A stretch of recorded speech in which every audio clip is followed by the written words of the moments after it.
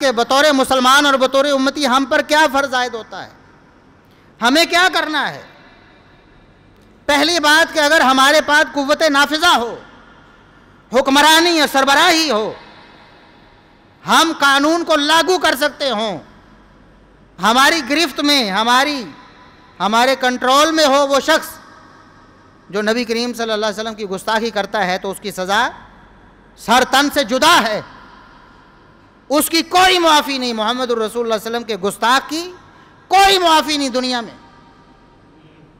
اگر سچی توبہ بھی کر لیتا ہے تو اسی آخرت سنور سکتی ہے، دنیا میں اس کی سزا اس پر لاگو ہو کر رہے گی، اس کی گردن جو ہے اس کے تن سے جدا کی جائے گی، اس کی زندگی کا خاتمہ کیا جائے گا۔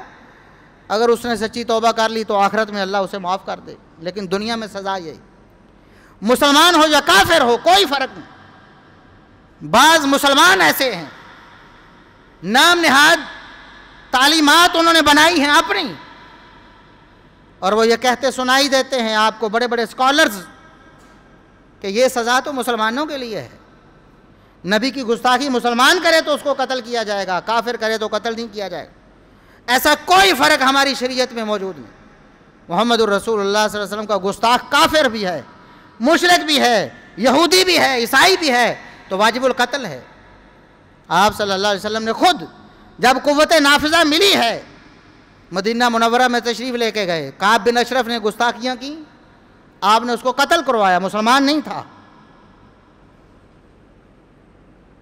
اسی طرح اور بھی واقعات محمد الرسول اللہ صلی اللہ علیہ وسلم کے عہد مبارک میں موجود ہیں۔